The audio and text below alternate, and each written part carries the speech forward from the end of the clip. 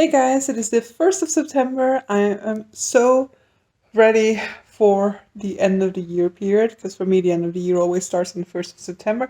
I don't necessarily consider fall to start that day, but in any case it's kind of the lead up to the end of the year. It's the day in which I allow myself to start thinking of Christmas. Now, I am not going to be doing the thinking of Christmas thing yet today, but it is definitely the start of Becca's Bookoplathon, which is one of my favorite readathons for the entire year. However, this year we are in a little bit of a weird mood for the past week, meaning I have not printed out the board, I have not made a TBR, I have not done the rolls. Now, not doing the rolls is kind of normal for me because usually I roll as I go. This year I was kind of thinking I was going to do it differently, but yeah, I have done zero preparation as I just indicated. So we are going to be rolling right now to get my first read for this month. I have quite a lot of books that I need to get around to, so we'll see how I end up going there with that. There is a number I want to reach, so that'll be number 9. I need to roll a 9. So here we go. Roll number 1. 8. Roll number 1. Here we go. 5. That's also not full. Roll number 1. Close. 10. Roll number 1. Oh, Jesus fucking Christ. Okay, this is not going great. Roll number 1. Roll number 1. Aha! From the first roll! So amazing. So I got the 9, which means... So, starting off perfectly, the Bookoplathon gods are in my favor. I look so washed out with this slide at this point in time. But so, roll number 9, I don't have, this is better, okay. So I don't have the board with me just now, but roll number 9 means that I land on buildings. And so for that, I'm going to be reading one of my other most anticipated books of the year. And I'm going to hope that I have a better experience with this one than I had with my other most anticipated read, which I ended up, not DNFing, but having not the easiest of time with. And so I'm going to be reading Babel by R.F. Kuang. Babel by R.F. Kuang, so this is Booktube's most anticipated book of the year, I guess. But so this is a dark academia fantasy story featuring translation. It's decolonial, and I'm interested. I want to see what the deal is with this book, and I'm so happy to be able to start off this Bookoplathon month with this book.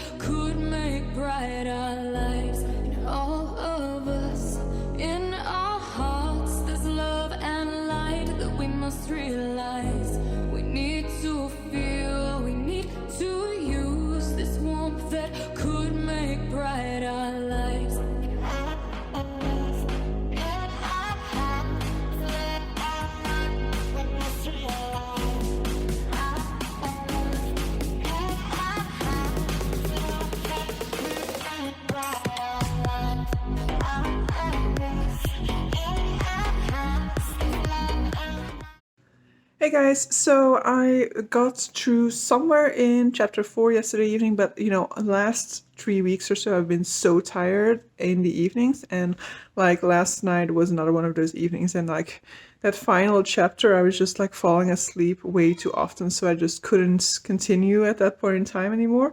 But I am definitely enjoying it. I think it is right up my alley. This is a book about language teaching. I studied languages. I also studied translation afterwards, so all of the thematic running through this, because we are looking at a translation institute, is just things that I find absolutely enjoyable. And I did a master's in Western literature in which we had an entire course all about post-colonial literature, and so I also love all the decolonial themes running through this one. So it's really right up my alley. Take into that the fact that it uses Chinese and it's properly represents Chinese, I'm just living my best life. Now, for the Chinese, I have so many questions, and I really, really would love some answers from R.F. Kuang about the decisions she had to make when it came to the Chinese, because knowing a little bit about Chinese, it just makes me wonder which decision making she had to go through in order to decide on how to portray it. Because usually in English language books that, you know, feature Chinese, you get a rendition of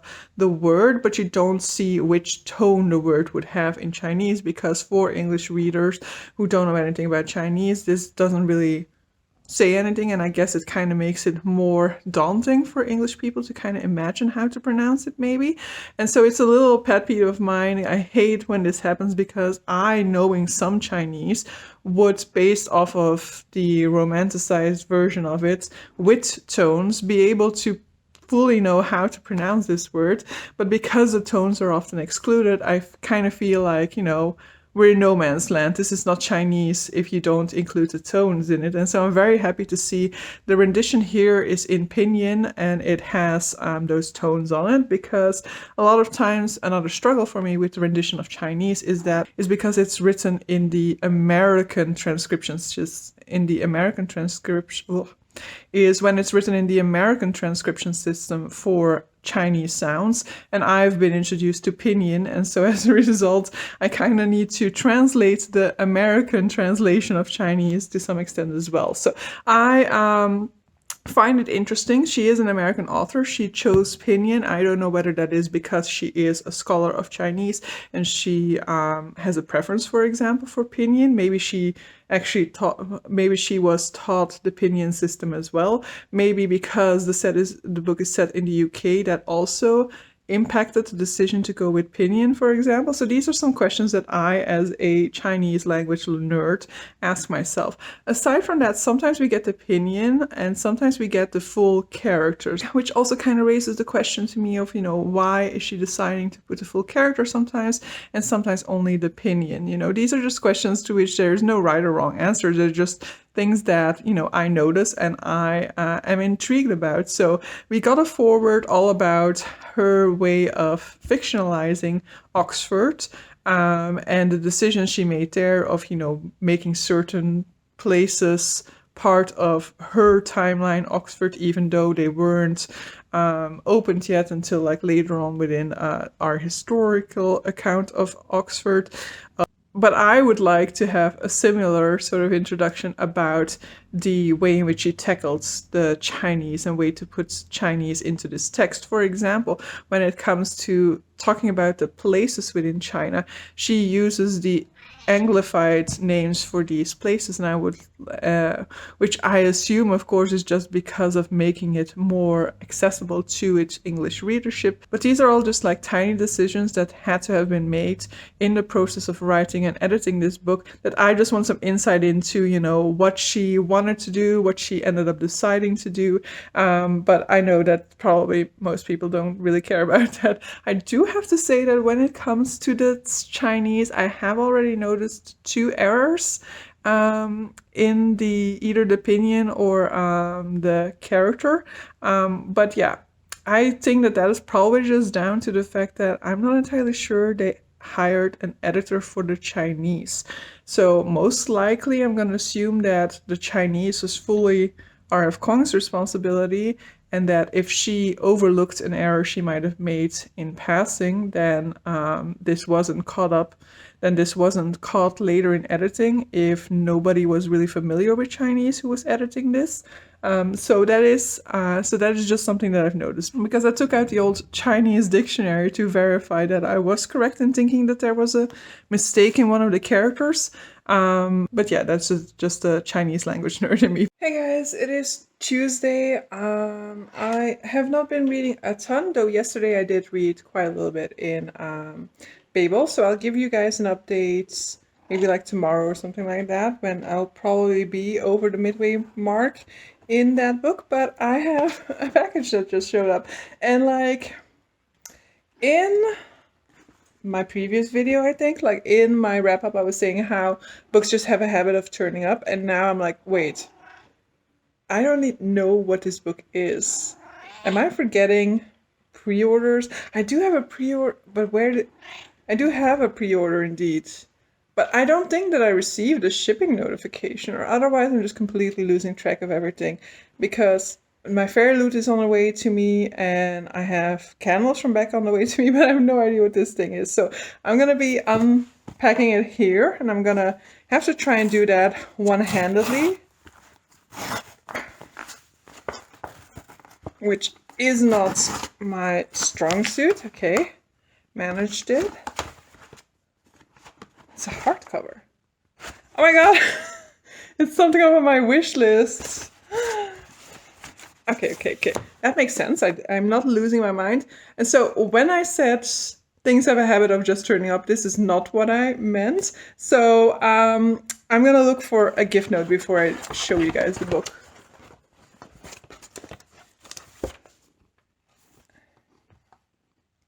Tufty. This is not what I meant when I said that books have the habit of showing up. So thank you so much, Tufty, for gifting this to me. So no plans to acquire new books in September, but things just have a habit of turning up, you say, in your August wrap-up. I couldn't resist bumping your TBR score, especially since I have a huge haul coming soon. So you're just gonna take me down with you, I see. But I'm okay with that. This now puts me at 30 books, so I definitely need to finish a book in order to make sure that I stay under 30 after that. But so the book that I have received is Destiny of the Dead by Cal Kate, which is the second book in the Shroud of Prophecy series. So first book, Fate of the Fallen, is basically sort of like spin on the Chosen One trope. So basically our protagonist is the best friend of a chosen one, and so he decides to tag along with his best friends as he sets out on his mission. However, very shortly into the book, his best friend, the chosen one, dies, and so it's kind of about what happens when the chosen one dies. So Cal Kate's fantasy is very much a little bit more on the light side, I would say, a little bit more like mocking its own tropes. It kind of doesn't take itself too seriously, and the protagonists in her two series are always these type of characters who are charismatic without knowing that they're charismatic, or without putting any effort into them, without really, like seeking out people around them. They basically kind of want to be loners, but they're too charming to stay alone. And then they're also these sort of characters that, without putting any effort into it, they are just good at anything that they do. And I really, really enjoy that in the way that Cal Kate writes that. In Cal Kate's writing, I just found those characters to be super endearing. And so Destiny of the Dead is the second book in the Shroud of Prophecy, which means that I now have all of the Cal Kate books again, because today is also the day in which my pre-order for the audiobook for the fifth book in Cal Kate's other series has just gone off of its pre-order status because it was just published. So yeah, I am definitely not reading that right now, but we will see, because one of my updates for Babel is that I am just not in a reading mood the last 2 weeks, more or less.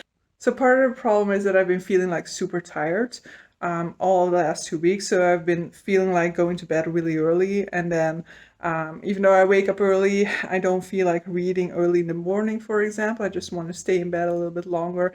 And so my reading has been on a little bit of a lower level the past week. And then this week, I have also lost my wish to read while on commute. So normally I was still reading at least on the commute, and basically that was more or less all the reading that I was doing, or close to all the reading that I was doing last week. And now this week I haven't been reading on the commute. So I've really not been feeling like reading a whole ton, and I also don't want to push the reading, I know that it's not the fault of the books in this case, because I do appreciate both the books that I'm reading. It's just that I just find it very difficult picking up a book at this point in time. I find my mind wandering elsewhere, or my mind just wants to consume easy media such as TV or movies, and then I'm also not doing that as much as I want to, because I want to read. So I do kind of try and balance it out at the moment. And then yesterday I switched to the audiobook for Babel in order to be able to get through a little bit more in that in a day, because with me not feeling like reading the past few weeks, I've basically just been reading like a chapter a day. And then yesterday I got through like 3 chapters or something like that. So with Babel, I will say I do appreciate it, but it's not capturing me as much as I hoped it was gonna. Because basically, Babel, next to The First Binding, is my second most anticipated read for the year, and it's probably not gonna be the 5-star that I wished it to be, the same way that The First Binding turned out not to be. But I definitely have a much better experience with Babel than I do with The First Binding. The problem with Babel is just that it does not have much intrigue to it. It is very much a dark academia with light fantasy elements to it, but in terms of the storyline, there's not necessarily a lot happening. There is some element, and that one element is kind of keeping me intrigued, but we don't see that element recur too much. It's very much more about the exploration of academia, and this is basically, I think, the first dark academia that I read, and I don't think this is a genre for me. I love academia, and the thematics that we're discussing, so the decolonial subject matter, the translation, etymology, Chinese, all of that really interests me, and in most of that, like in all of that, I've had classes, and I've really enjoyed those classes. Those have been some of the like favorite subjects that I've had discussed. And I think if this was interwoven in like a fantasy heavy story, I would absolutely love it. But this being more of a sort of like lecture that is disguised as a fantasy story, it's taking me more time, and it's not fully like I'm enjoying the subject matter being brought up, but there isn't enough of a hook into the story for me, you know. There's nothing that's gonna make me go like, ooh, I want to know what happens next. It's not making me want to see what happens next, you know.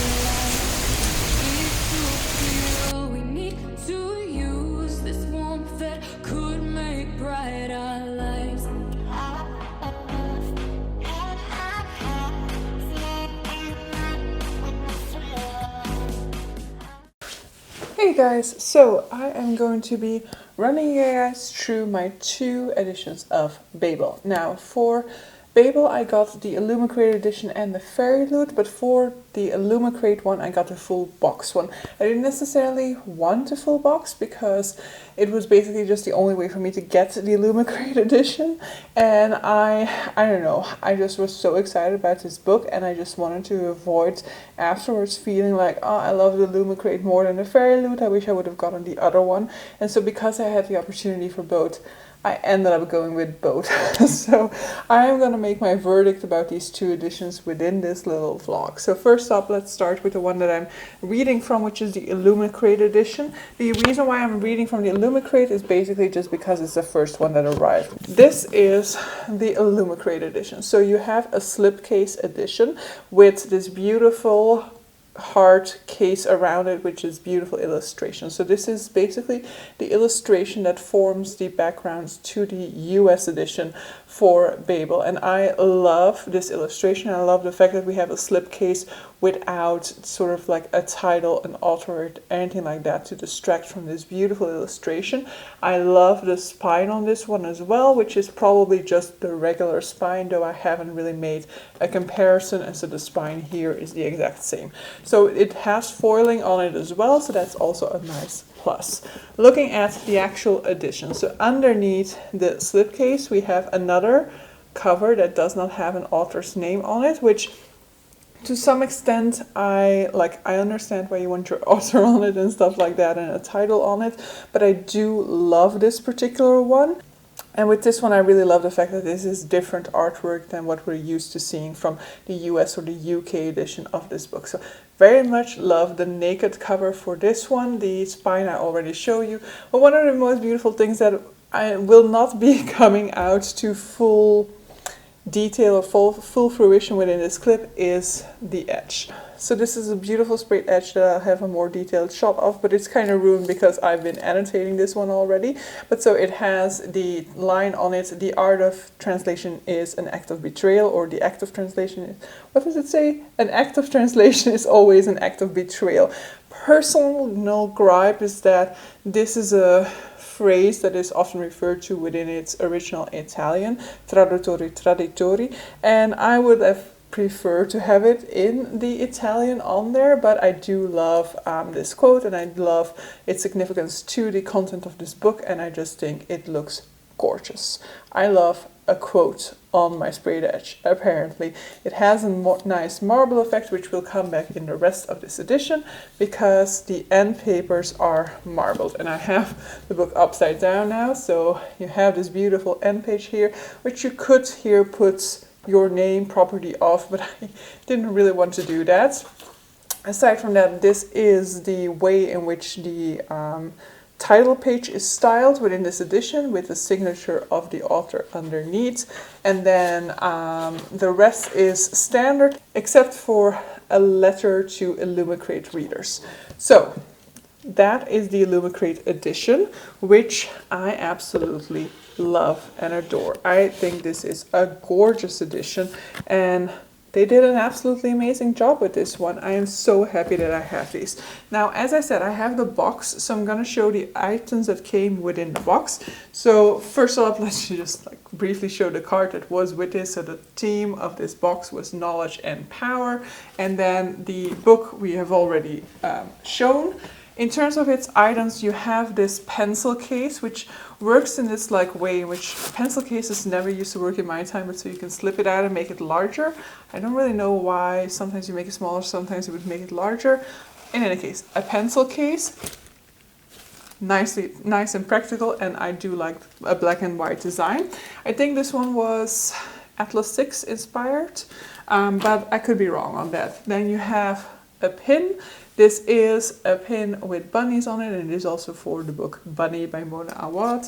Then we have a stamp set, a Illumicrate stamp set. Basically, this is a stamp set where you have, let me show you, you have these sort of clear stamps that are kind of sticky, and you stick them to something like this. And then you hold that against a sort of ink pad. And so I've seen these online a few times, and I think that they look very interesting because it seems like it's much more easier to make stamps that way. And you don't need to have so much storage space going to stamps. So it's a really quality item, and I think it's really well, it's a really good choice on the side of Illumicrate to make this an item. And I think this one is inspired by A Lesson in Invention by Victoria Lee. Then we have the bookmarks for which I need to dig back into the book because one of them is inside my book at the moment. So the bookmark that I chose to put in my book, and now I need to go and find it, is for our protagonist, Robin. And the other ones are for Letty, for Rami, and for Victoire. So I do absolutely love the style on those. I think it has that nice little sort of darker atmosphere to it, and I love that style. And then there's one more item that came within this box, which definitely is one that I also want to be showing because I think it's also a real quality item, and that is a reading journal. So this is looking absolutely gorgeous on camera right now. So this is a reading journal. I don't know whether it is specifically themed for some particular goal, but it has a year at a glance, a goals page, Then you have this sort of like little graphic that you can fill in with books that you want to read, for example, a monthly TBR, and then you have your sort of like monthly page with like a calendar and then a weekly plan, anticipated releases, a book haul. I mean, it's a really nice reading planner. Space for a monthly wrap-up, for example, which includes some reading stats. I mean, I think it's a really good reading journal. Will I use it? I don't know, because I tend to have problems keeping up with these types of things, but I think it's a really good one. So I'm really super happy with the Illumicrate box. I have not had an Illumicrate box. The only thing by Illumicrate I've had is their special editions for the Greenbone Saga, and I also thought that that was really well quality, but really good quality. But this box I'm really enjoying. From now on, I am a subscriber to Illumicrate at this point in time, and I am going to keep my subscription for Illumicrate, but it is now a book-only subscription. As I said, I really enjoyed all of these items, but I don't really need all these items neither, you know. So time to move over to my second edition, the Fairy Loot edition. So the Fairy Loot edition I was actually spoiled for. I saw it online and then I realized, oh my god, that was the Fairy Loot edition. But so Fairy Loot Adult, this is my second month of getting the Fairy Loot Adult, and I think it will probably be my last, and that's not necessarily a reflection on this one. It is just a reflection on the fact that I'm not really excited about the next book that they're coming out with, and I think based on like conjecture, I'm also not interested in the book after that. And when it comes to their design so far, they've been pretty, but I haven't really been excited by them neither. But so I'm going to show you this Fairy Loot because it is gorgeous, but the first thing that I'm going to show you is actually the thing I like least about it, and that is the cover. This is a, so it's regular dust jacket type of cover, you know, the way that we standardly know them these days, but it is a cover that has the UK cover in an inverted color scheme. So where the UK traditional cover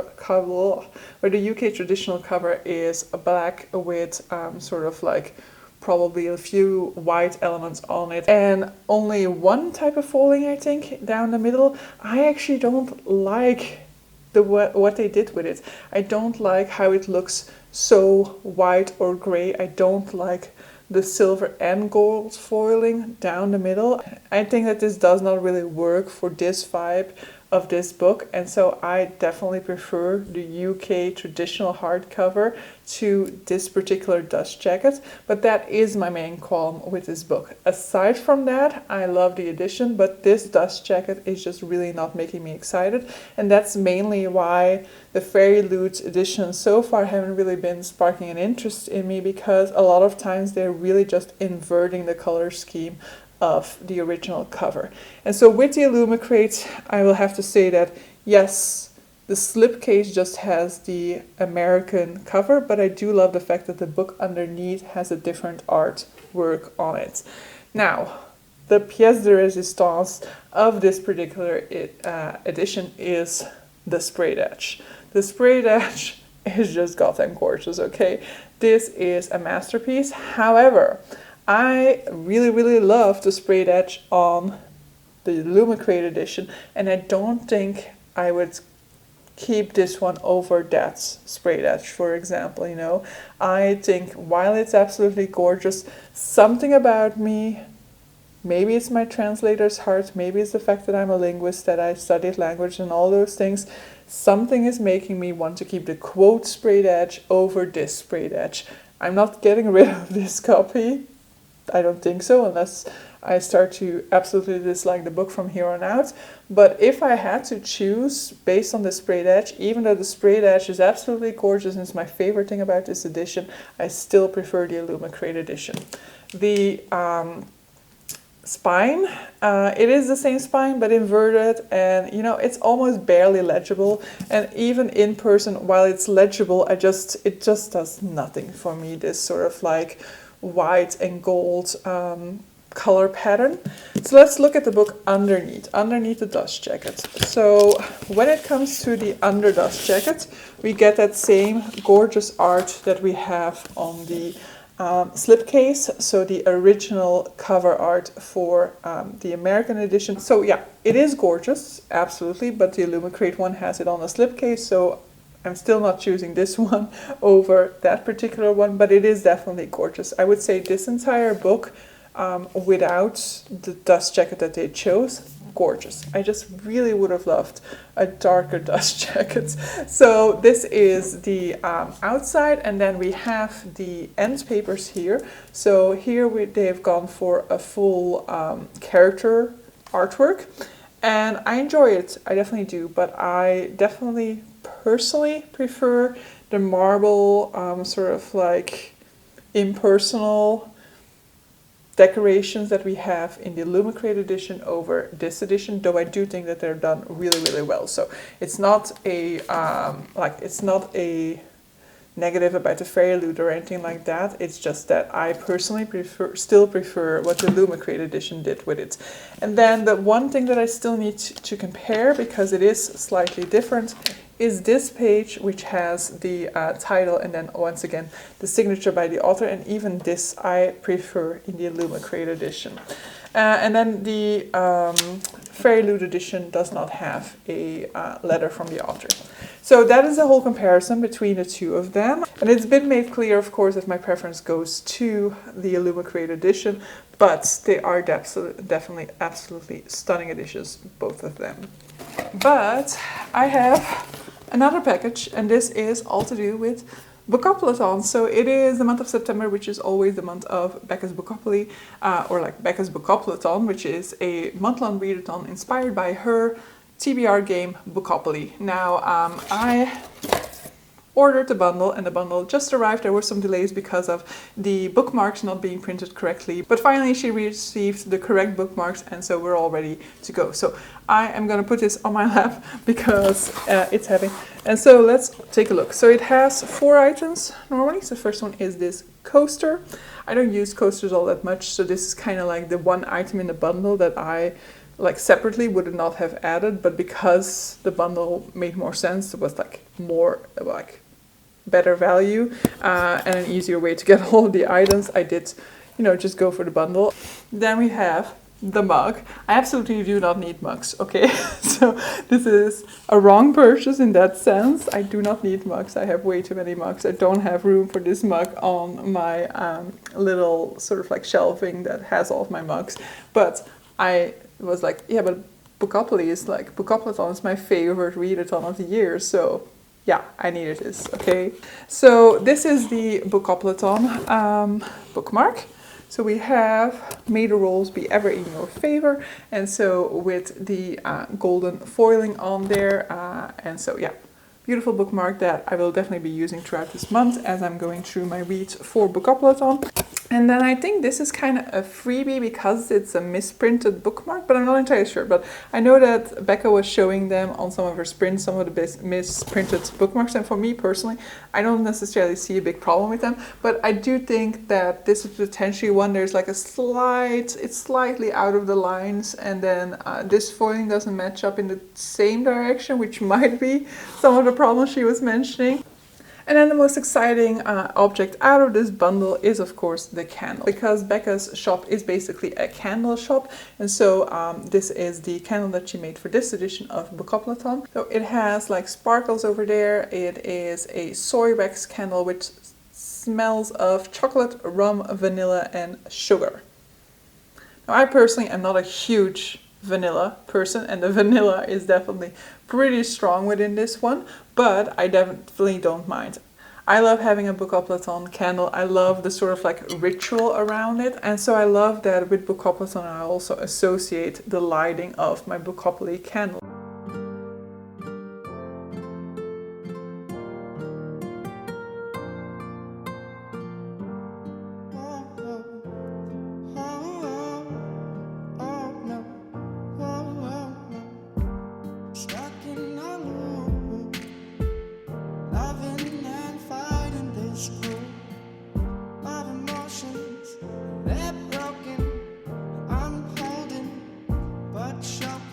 Such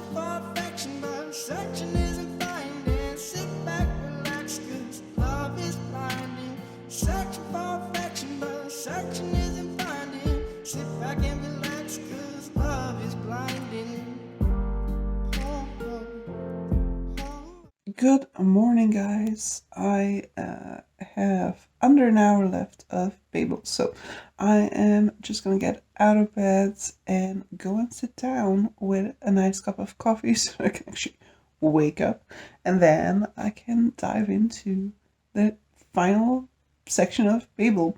It's really like, I haven't updated you guys a little bit because it's becoming more difficult to talk about this non-spoilery, but definitely like somewhere around the midway point things really like escalate. There's a whole lot more action. So whereas it's a certain point in time I was kind of starting to feel like, okay, it's a chore to get through it and it's a little bit too academic to me, at some point when we basically kind of start to leave Oxford for a while, then things really kick off and it's action heavy. And even I wouldn't necessarily say that the plot starts to go super quickly, but there's definitely a lot of things happening around that time, so that even though those events are still treated in a way that time is definitely taken by the author to explore the implications and to explore the planning and all of those things. It's not like things happen like fast-paced every 5 pages or anything like that. Time is still taken in the development of those actions, but things are moving. Things are going down.